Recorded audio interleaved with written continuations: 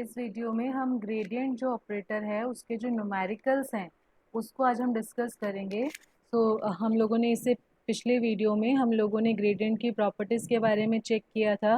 Gradient की main ये property हमारी न्यूमेरिकल्स में यूज़ होती है, del R raise to power N is equal to N R raise to power N minus two R vector, where जो ये R है without vector that stand for magnitude of R vector. अगर हम check करें यहाँ पर, जैसे first example है, हमें फाई गिवन है, हमें ग्रेडियंट ऑफ फाई निकालना है एट द पॉइंट 1 2 3। तो सिंपल है, ये ग्रेडियंट ऑफ फाई की ये डेफिनेशन है, curly phi by curly X I cap plus curly phi by curly Y J cap plus curly phi by curly Z K cap. One by one हम लोगों ने इसके partial derivative लेने हैं। जब हम with respect to X derivative लेंगे तो वाई जेड हमारे पास क्या रहेंगे, कांस्टेंट रहेंगे। तो पहले डेरिवेटिव्स निकालने हैं, डेल फाई में पुटअप करना है और उसके बाद हम लोगों ने इसे पॉइंट पुट कर देना है जो कि हमारा 1 2 3 पॉइंट है। बिल्कुल सेम हमारा नेक्स्ट हाफ है। हमें यहाँ पे सिंपल सी कैलकुलेशंस करनी है। हमें पता है कि जब हम ग्रेडियंट किसी स्केलर क्वांटिटी का लेते हैं तो फिर जो हमारा आंसर आता है वो वेक्टर आ जाता है। तो हमने क्या करना है, यहाँ पर ये यू वी डब्ल्यू जो है सेकेंड एग्जाम्पल में, हमें इन तीनों के पहले ग्रेडियंट फाइंड आउट करने हैं और फिर जो हमें बोला हुआ है हमें वो फाइंड आउट करना है। तो पहले ग्रेडियंट वी और ग्रेडियंट डब्ल्यू का क्रॉस प्रोडक्ट लेना है, जो आंसर आएगा उसको फिर ग्रेडियंट यू के साथ डॉट लेना है। बिल्कुल सिंपल कैलकुलेशंस हैं इसकी। नेक्स्ट जो हमारे पास है, हमारे पास थर्ड एग्जांपल है। थर्ड एग्जांपल जो है हमारे पास, that is R vector is equal to X I cap plus Y J cap plus Z K cap del F R is equal to F dash R into gradient of R. ये हमें proof करना है। अब यहाँ पर जो हम F लिख रहे हैं that is the scalar point function of R. तो अगर हम यहाँ पे चेक करें, हम लोगों ने देखो सबसे पहले ग्रेडियंट की डेफिनेशन लिखी डेल ऑपरेटर की, हमने इसे डेल ऑपरेटर को एफ आर पे अप्लाई करना है। अगेन यहाँ पे नोट करो, जब हम ग्रेडियंट की बात कर रहे हैं तो ग्रेडियंट में हमने ना तो यहाँ पे डॉट लगाना है और ना ही हमने यहाँ पे क्या करना है, क्रॉस लगाना है। तो ना तो डॉट लगाना है ना ही क्रॉस अप्लाई करना है। तो उसके बाद हम लोगों ने एफ ऑफ आर को हमने यहाँ पर curly by curly X, curly by curly Y और कर्ली बाय कर्ली जेड में लिखा। बिल्कुल सेम जैसे हम D Y by D X लिखते हैं ऐसे हम यहाँ पे curly F R by curly X कर रहे हैं। नेक्स्ट स्टेप, जब हम इसका डेरिवेटिव लेंगे, अब हमें इसका with respect to X derivative लेना है, बट ये किसका वेरिएबल है, ये हमारा आर वेरिएबल का फंक्शन है। तो हम क्या करेंगे यहाँ पे एफ डैश। अब यहाँ पे एक चीज़ हमें नोट करनी है, जो हमारे पास डैश हम लिखते हैं वो हमारा फुल डेरिवेटिव होता है, नोट दैट। और जो हम कर्ली बाय कर्ली एक्स लिखते हैं वो हमारा पार्शियल डेरिवेटिव होता है। तो फुल डेरिवेटिव हमारा कब यूज़ होता है, जब हमारे पास हमारा फंक्शन जो है वो सिंगल इंडिपेंडेंट वेरिएबल का फंक्शन होता है। जैसे अगर हम यहाँ पे नोट करें, एफ जो है वो सिर्फ एक वेरिएबल का फंक्शन है। F is the variable, F is a function of variable R, और आर जो है वो फर्दर हमारा 3 वेरिएबल का फंक्शन है। तो जब सिंगल वेरिएबल का फंक्शन होगा तो हमें फुल डेरिवेटिव लेना है, इसीलिए हमने यहाँ पे curly F by curly R नहीं लिखना, हमने यहाँ पे एफ डैश आर लिखा है। और उसके बाद आर जो है वो विद रिस्पेक्ट टू एक्स, जैसे अगर मैं इसे थोड़ा सा एक बार यहाँ पे ड्रॉ करके दिखाऊं कि हमारे पास सपोज हमारे पास ये एफ फंक्शन है, एफ जो है वो हमारा सिंगल वेरिएबल आर का फंक्शन है। ये जो टेक्निक मैं बता रही हूँ आगे भी बहुत बार यूज़ होती है, मीन्स डायग्राम बना के हमें बड़ा क्लियर हो जाता है कि हमें किस तरह से यहाँ पे प्रोसीड करना है। सो आर जो है वो फर्दर 3 वेरिएबल्स का फंक्शन है, एक्स वाई एंड जेड। सो अगर हम यहाँ पे चेक करें एफ से, हमें अगर हमें करली F bye curly x find out करना है, सो करली एफ अपॉन करली एक्स, अगर हमें करली एफ अपॉन करली एक्स को फाइंड आउट करना है, तो अगर हम यहाँ पे चेक करें हमें एफ से कहाँ जाना है, एक्स पे जाना है। तो पहले हम एफ से आर पे जाएंगे और फिर हम आर से एक्स पे जाएंगे। अब जब हम एफ से आर पे जा रहे हैं तो हमने ये चेक करना है कि एफ से आर तक जाने के कितने पाथ हैं, और यू कैन से एफ जो है वो कितने वेरिएबल का फंक्शन है। तो एफ जो है वो हमारा सिंगल वेरिएबल आर का फंक्शन है, इसीलिए हमने वहाँ पे जो एक्सप्रेशन लिखा है सिंगल वेरिएबल के लिए हमारा फुल डेरिवेटिव यूज़ होता है और हम लोग उसके लिए डैश यूज़ करते हैं। तो फुल डेरिवेटिव है, इसलिए मैंने यहाँ पे जो लिखा है एक्सप्रेशन में that is F dash R. So F जो है वो सिंगल वेरिएबल का फंक्शन है, इसलिए मैंने फुल डेरिवेटिव यूज़ किया। अब हम एफ से आर तक पहुंच गए, अब हमें आर से आगे एक्स पे जाना है। तो आप यहाँ से ऐसे भी चेक कर सकते हैं कि आर से आगे 3 पाथ्स आ रहे हैं, तो जब more than one path available हो तो हमारे पास पार्शियल डेरिवेटिव का यूज़ होता है।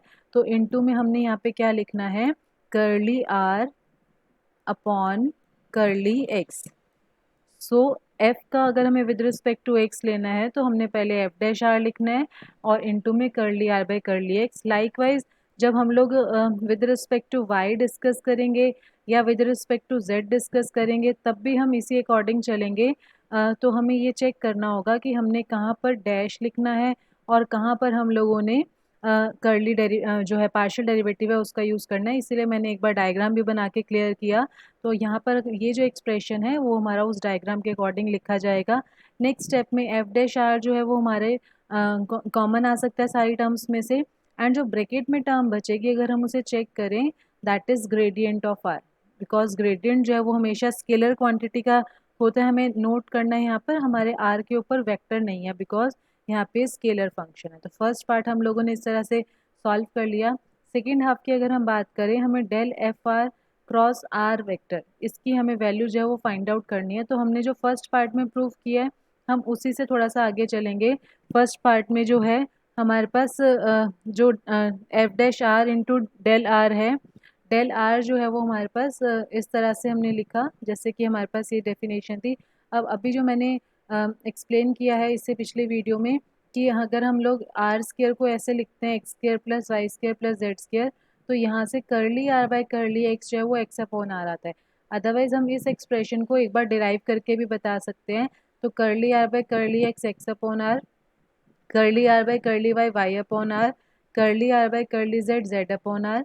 नेक्स्ट स्टेप में हमारे पास आर जो है वो कॉमन आ जाएगा वन अपॉन आर। तो क्या बचेगा हमारा x I cap plus Y J cap plus Z K cap जो कि हमारे पास क्या होगा आर वेक्टर। तो अब हमें इसे क्या करना था, हमें सेकेंड पार्ट में क्रॉस में आर करना था। तो हम लोगों ने नेक्स्ट स्टेप करना है ये जो F dash R upon R है वो तो हमारे स्केलर हैं, हमारे जो वेक्टर्स हैं उनके बीच में क्रॉस हो जाएगा that means R cross R जो कि हमारा क्या आ जाएगा ज़ीरो आ जाएगा। तो इस तरह से हम लोगों ने इसका सेकेंड पार्ट भी प्रूव किया। अभी जो थर्ड पार्ट है del of one by R, so बिल्कुल सेम होगा ये। जैसे हमारे पास यहाँ पर जो ग्रेडियंट है वो वन अपॉन आर पे अप्लाई होगा। ये तो एक तरह से जो हमने कल आर्टिकल डिस्कस किया था जो मैंने अभी स्टार्टिंग में भी बताया कि del of R raise to power N, इसी वाली टेक्निक से सारा का सारा जो पार्ट है वो सॉल्व हो जाएगा। तो ये सॉल्व भी करके देख सकते हैं। ऐसे हमारा जो डेल लॉग, अब जो यहाँ पे आर वेक्टर लगा है लेकिन यहाँ पर दो लाइंस मीन्स ये मॉडुलस ऑफ आर है तो बेटर है कि हम इसे विदाउट वेक्टर लिखेंगे मीन्स ये लॉग ऑफ आर है। तो लॉग ऑफ आर को आगे बिल्कुल सेम वही करना है जो R raise to power N के लिए मैंने टेक्निक बताई है और यहाँ पर भी हम लोगों ने डिस्कस किया है। जैसे यहाँ पे लॉग आर का derivative one by R into curly R by curly X, and जो curly R by curly X की वैल्यू है एक्स अपॉन आर ये बहुत बार यूज़ होगी। तो बेटर है जहाँ पर भी इसे यूज़ करो वहाँ पर हमने इसे डिराइव करना है यूजिंग दिस एक्सप्रेशन। नेक्स्ट जो हमारे पास एग्जाम्पल है इंटरप्रेट द सिंबल, हमें सिंबल को इंटरप्रेट करना है कि ये क्या रिप्रेजेंट करता है। तो मैंने पहले ए वेक्टर लिखा, कोई general vector A one I cap plus A two J cap plus A three K cap.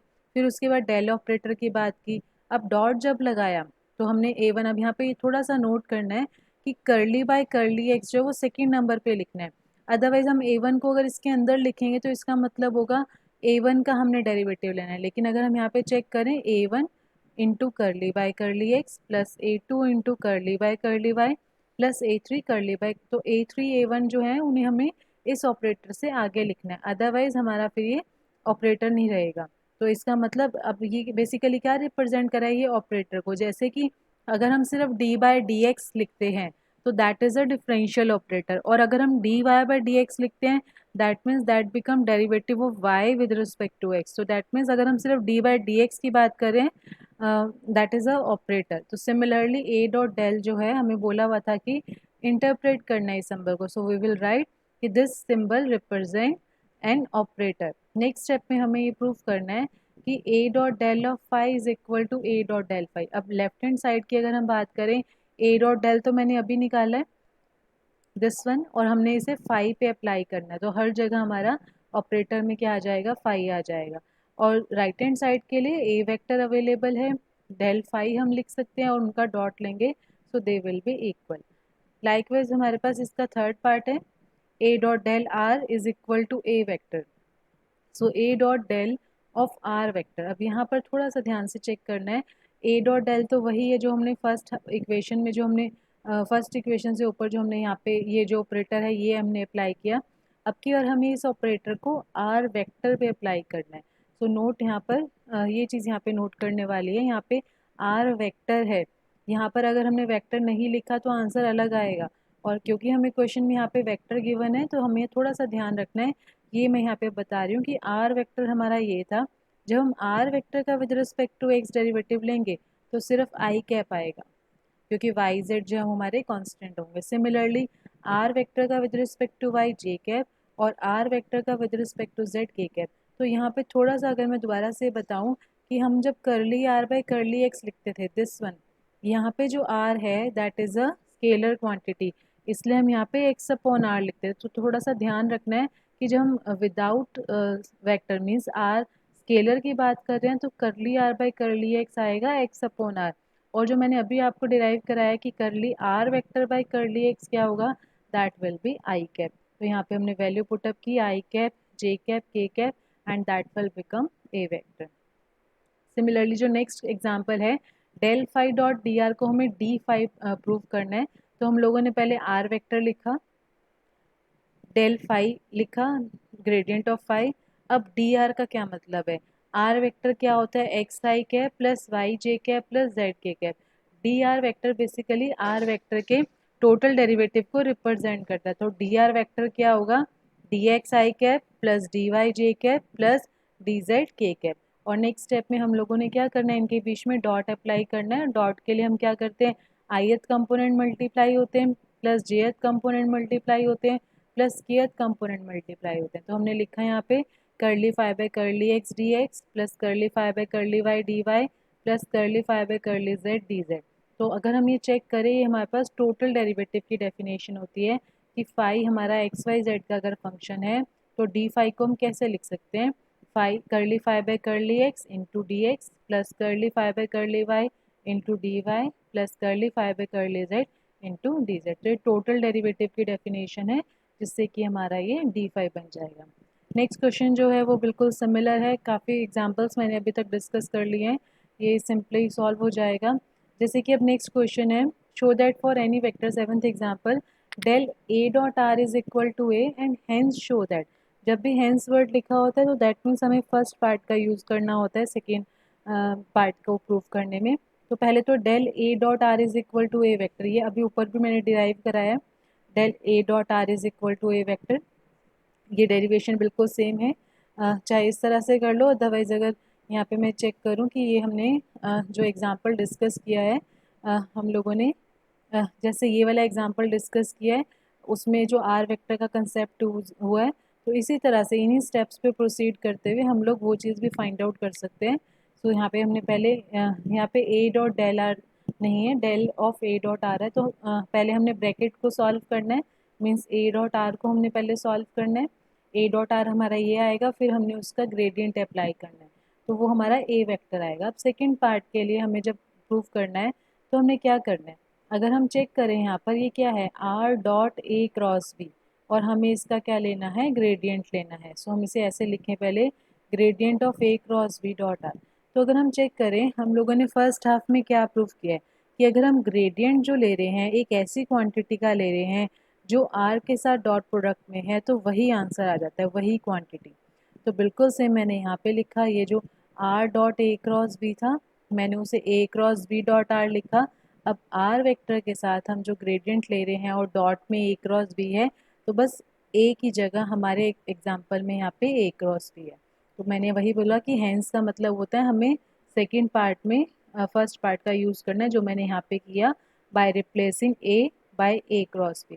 तो जब हम ए को ए क्रॉस बी से रिप्लेस करेंगे तो हमारे पास जो है ये आंसर जो है वो सॉल्व हो जाएगा। तो मीन्स हमें इसे सेपरेटली सॉल्व नहीं करना पड़ा, हमने सिर्फ फर्स्ट पार्ट की ट्रिक अप्लाई करी। नेक्स्ट जो क्वेश्चन है that is again important question, R vector की वैल्यू गिवन है एंड हमें लेफ्ट हैंड साइड और राइट हैंड साइड को इक्वल प्रूफ करना है। तो सबसे पहले हम लोग ब्रैकेट्स पे काम करेंगे सब, और ब्रैकेट में जैसे हमने पहले इसे सॉल्व करना है, और इसको भी सॉल्व करने के लिए सबसे पहले हम डेल ऑफ 1/r को सॉल्व करेंगे। अगेन रिटर्न प्रैक्टिस की ज़रूरत रहती है इन क्वेश्चंस में। तो पहले डेल ऑफ 1/r निकाला, मैं पहले भी इसे बता चुकी हूँ। अदरवाइज वही r⁻n वाला जो ग्रेडियंट का फॉर्मूला है n(r(n-2) इंटू आर वेक्टर, वो भी अप्लाई हो सकता है, पर बेटर है कि हम इसे डिराइव करके दिखाएं। तो डेरिवेशन जो है वो हमने करी del(1/r) की, फिर हमने उसका b के साथ डॉट लिया। तो r³ जो है विदाउट वेक्टर वो तो स्केलर क्वांटिटी है, तो डॉट जो होगा वो वेक्टर्स के बीच में होगा, तो b का जो डॉट है वो r वेक्टर के साथ हो जाएगा। उसके बाद हमें नेक्स्ट स्टेप क्या करना है, हमें अब इस क्वांटिटी को हमने फाइंड आउट कर लिया, अब हमें इस क्वांटिटी का पहले ग्रेडियंट लेना है, फिर जो आंसर आएगा उसका a के साथ डॉट लेना है। तो यहाँ पर अगर हम चेक करें, हमने इस क्वांटिटी का ग्रेडियंट लेना है। अब जो हमने ग्रेडियंट लेना है, अगर यहाँ पे नोट करें, हमें यहाँ पे प्रोडक्ट रूल लगाया है, first as it is gradient of second plus first का gradient into second as it is, and बस यहाँ पर बीच में हमें डॉट या क्रॉस कुछ भी नहीं लगाना। So first as it is second का ग्रेडियंट, तो सेकेंड का ग्रेडियंट जैसे हमने अभी प्रूव किया है कि ए डॉट आर, पिछले एग्जाम्पल में कि ए डॉट आर का ग्रेडियंट ए होता है, सिमिलरली बी डॉट आर का ग्रेडियंट बी है, तो हम यहाँ पे डिराइव भी करके दिखा सकते हैं। डेल ऑफ -1/r³, अगेन हम लोग डेरिवेशन कर सकते हैं इसकी। जब हम इसे सॉल्व करेंगे तो ये इस फॉर्म में आ जाएगा। सिंपल स्टेप्स हैं सॉल्विंग के। उसके बाद हमें ए के साथ इसका डॉट लेना है, तो अगेन वेक्टर्स में डॉट होगा, जो स्केलर्स हैं वो हमारे एज इट इज़ रहेंगे। तो ये जो बी डॉट आर है वो स्केलर है, वेक्टर जो है वो हमारा आर वेक्टर है, इसलिए ए के साथ डॉट जो होगा वो आर वेक्टर का होगा सेकेंड टर्म में, और फर्स्ट टर्म में जो डॉट होगा वो हमारा ए डॉट बी के साथ होगा। सिमिलरली हमारा जो नेक्स्ट एग्जाम्पल है, वो जो नेक्स्ट एग्जाम्पल है हमारा, वो भी इसी तरह से हो सकता है। Gradient of phi dot gradient of psi निकालना है पहले हमें, और फिर उसका हमें ग्रेडियंट लेना है।